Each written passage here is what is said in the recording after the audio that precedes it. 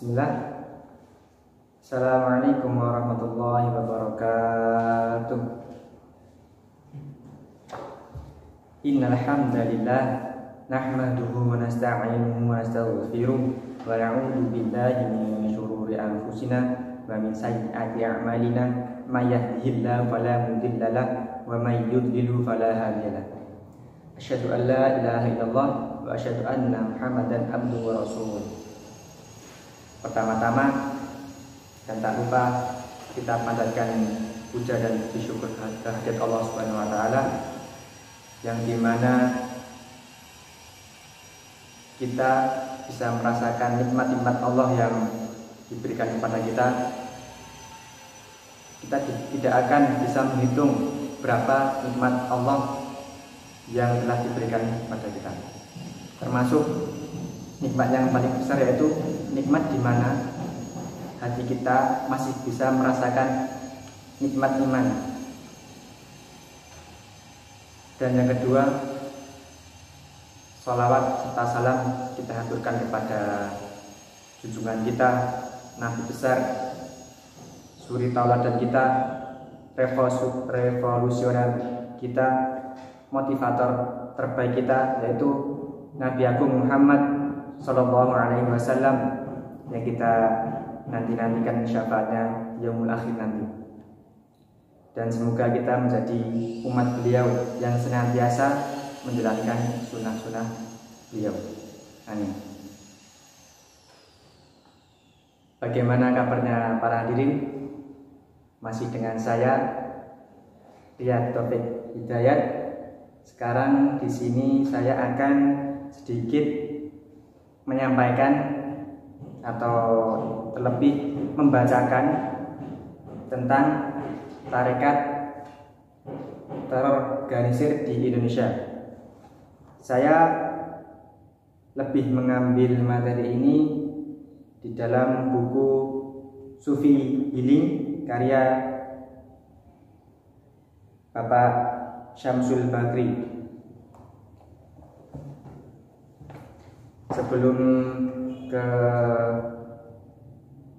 jenis-jenis tarekat, saya sedikit akan membacakan sejarah tarekat. Pada abad ke-6, tasawuf falsafi bangkit dan berkembang dengan pesat. Kebangkitan yang ditandai dengan kemunculan sufi-sufi besar seperti Ibnu Al-Arabi, Suhrawardi Al-Maktul, Ibnu Farid, dan Ibnu Sabi'in. Di samping itu, pada abad ke-6 dan ke-7 Hijriah juga ditandai dengan pertumbuhan dan perkembangan institusionalisasi tasawuf, yaitu melembaganya ikatan persaudaraan atau organisasi kelompok atau seperti persaudaraan lah para sufi yang biasa disebut tarikat dalam bahasa Arab, yaitu thariqah. Tarikat merupakan sebuah metode spiritual yang dilakukan oleh para pengikutnya. Ordo-ordo kesufian tersebut berkembang di bawah payung ajaran masing-masing guru sufi. Biasanya guru sufi itu disebut dengan mursyid.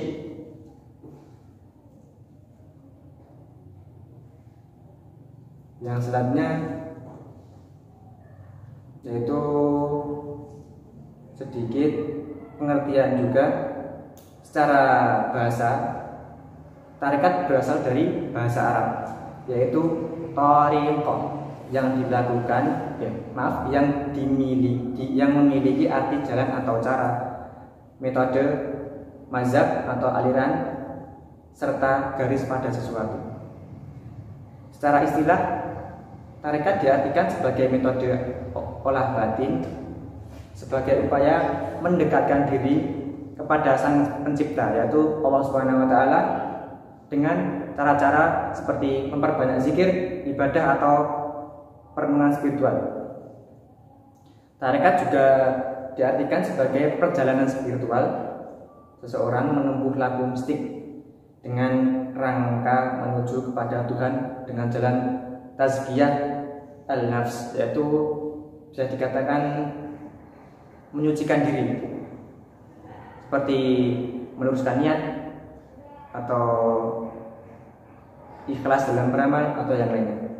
Itu tazkiyatun nafs. Yang kedua yaitu asal usul tarekat. Esensi tarekat sebenarnya sudah ada pada zaman Nabi. Misalnya dalam perihal wirid, Nabi pernah memberikan amalan kepada Abu Bakar dengan wirid Ismu al-Mufrad, yaitu lafal Allah, Allah, Allah. Sedangkan kepada Ali, Nabi memberikan amalan wirid al-Nafi' wa al-Isbat, yakni lafal La ilaha illallah, La ilaha illallah.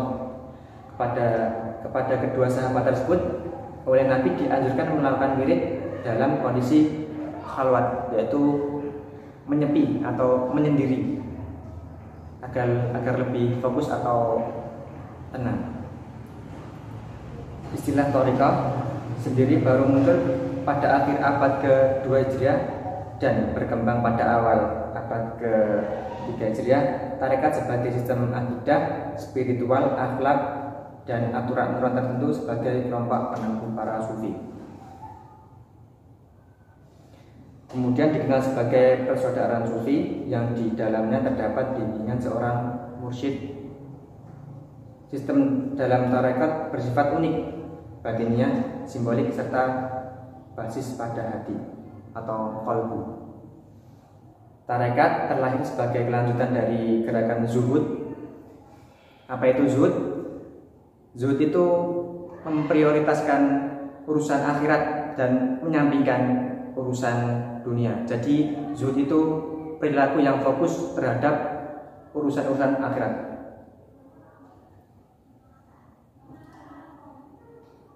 Zuhud bisa dikatakan asketisme, menjaga jarak dengan dunia yang pada awalnya bersifat individual, kemudian menjadi sebuah gerakan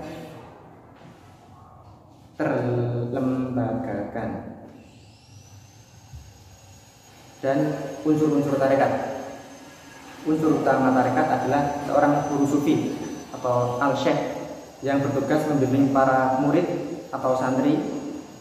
Seorang pembimbing spiritual atau mursyid harus memiliki pemahaman yang baik soal ilmu syariat, bersifat zuhud dan qanaah, yaitu fokus terhadap urusan akhirat dan tidak terlalu cinta terhadap urusan dunia atau materi dunia.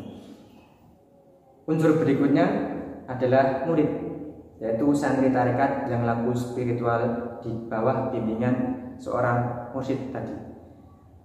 Unsur yang ketiga yaitu baiat. Baiat bisa dikatakan sebuah janji atau ikatan atau janji setia seorang murid kepada sang guru atau mursyid. Tadi sejarah secara umum dari tarekat. Nah, sekarang sejarah tarekat di Indonesia. Ada dua, yaitu dari dalam dan dari luar. Yang pertama yaitu dari dalam. Saya bacakan, adanya sebuah kemunculan tradisi kepatuhan kepada seorang guru, misalnya kepada para wali songo. Tradisi kepatuhan seorang murid kepada guru inilah yang menjadi ruh dan kekas pesantren dan tarekat sampai sekarang. Jadi intinya yang dari dalam itu, kita atau murid-murid itu patuh terhadap seorang guru, melakukan apa yang guru perintahkan, jika itu baik.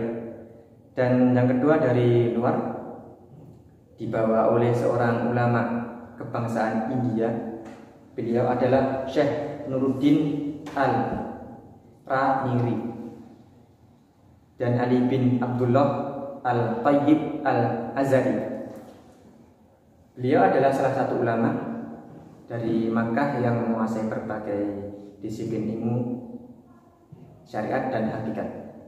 Pendiri tarekat, beliau adalah pendiri tarekat Tijaniyah, yaitu secara umum dan sejarah tarekat di Indonesia.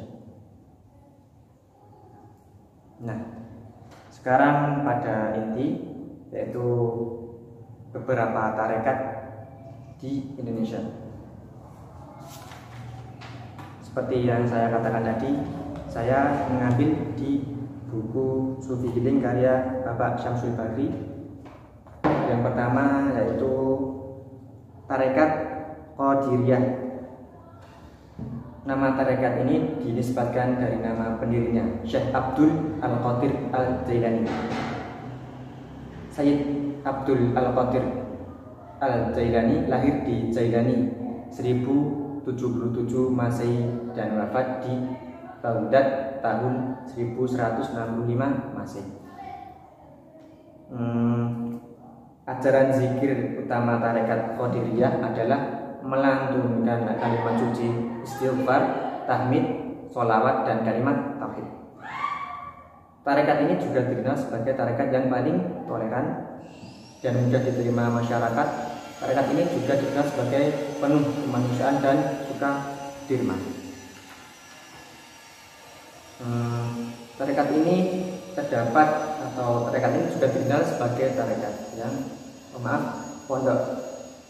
pondok yang menggunakan atau menganut tarekat ini. Pondok pesantren yang mengembangkan tarekat Qadiriyah diantaranya pesantren Pegentongan Bogor Jawa Barat, Suryalaya Tasikmalaya Jawa Barat, Meranggan Jawa Tengah, Rejoso Jombang Jawa Timur, dan pesantren Tebu Ireng Jombang Jawa Timur. Yang kedua yaitu tarekat Rifaiyah. Tarekat ini didirikan oleh Ahmad Al-Rifai, berkembang di Irak dan menyebar ke seluruh dunia Islam. Ajaran dasar tarekat Rifaiyah sepertinya adalah pendidikan jiwa pendidikan jiwa dengan zikir dan kontemplasi. Zikir tarekat ini dilafalkan secara keras diiringi irama tertentu. Pesantren yang menerapkan tarekat Rifaiyah adalah Pondok Pesantren Raudhatul Muttaqin, Desa Cempaka Mulyo, Kecamatan Gumung, Kabupaten Kendal.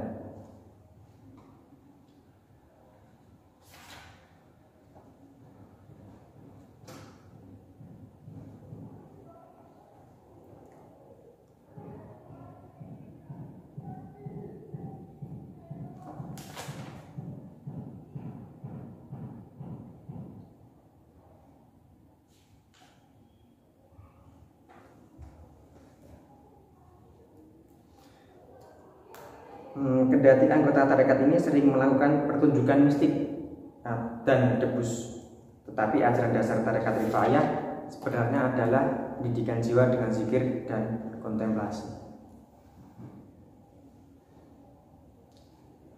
Yang ketiga yaitu tarekat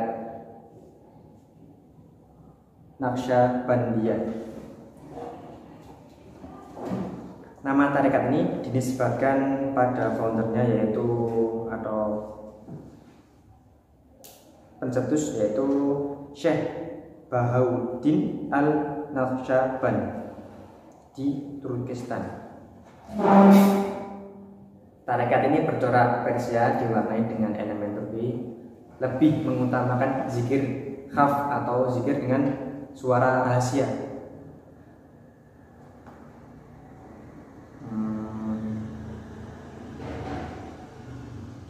Tidak seperti tarekat Qadariyah yang mengutamakan zikir jahar atau zikir secara dilafalkan dengan keras, yaitu tarekat Naqsyabandiyah lebih mengutamakan zikir kaf atau zikir dengan suara pelan rahasia. Yang selanjutnya yaitu yang keempat, tarekat Syadziliyah. Tarekat yang didirikan oleh Syekh Ali Al-Syadzili ini berkembang pesat di Maroko, Tunisia dan Timur Jauh. Tarekat Syadziliyah merupakan sistem tarekat dan sifat ajarannya sederhana. Di antaranya mutlak meninggalkan maksiat. Tarekat ini menuntut para penempuh laku spiritual untuk menjalankan ibadat-ibadat sunnah semampunya serta mengamalkan zikir minimal 1000 kali sehari semalam. Ajaran lainnya adalah diperbolehkan menjadi seorang orang yang kaya dan pemilik modal asalkan dirinya tidak tergantung pada harta yang dimiliki. Maksudnya, seorang murid tarekat Syadziliyah boleh menjadi orang kaya atau memiliki modal yang besar, tetapi materi dunia atau harta dunia itu tidak terlalu masuk ke dalam hatinya sehingga kecintaan yang terlebih terhadap dunia yang menjadikan lalai terhadap akhirat. Begitu. Jadi yang diprioritaskan yaitu akhiratnya. Adapun pesantren yang menerapkan tarekat Syadziliyah adalah studi di pondok pesantren Mambaul Ulum Kesuran Sumur Pecung Serang. Yang kelima, yang terakhir yaitu tarekat Maulawiyah. Tarekat ini didirikan oleh Jalaluddin Rumi. Nama Maulawiyah berasal dari kata Maulana, yaitu guru kami atau our master. Bisa bahasa Inggris baik.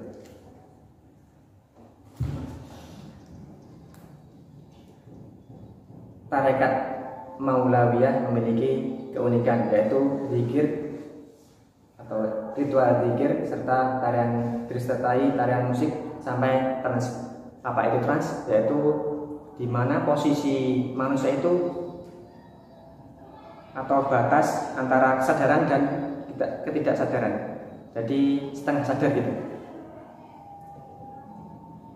Cinta dan keindahan membuat ajaran Rumi berbeda dengan aliran tarekat lain dengan memanfaatkan musik dari seruling dan gitar tepat atau mengiringi zikir. Cara ini kemudian dikenal dengan simak, yaitu berarti mendengar. Simak terdiri dari dua bagian.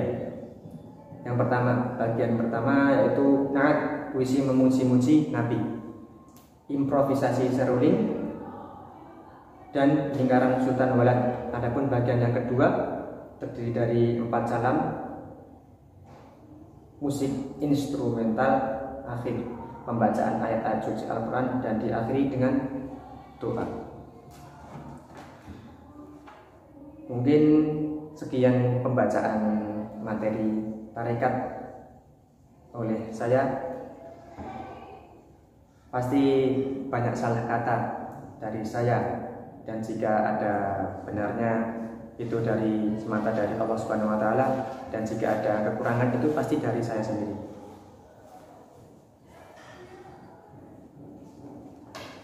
Hadanallahu wa iyyakum wa afa minkum. Assalamualaikum warahmatullahi wabarakatuh. Dan pemirsa, jangan lupa like, subscribe, dan share. Oke? Terima kasih. Jazakumullahu khairan.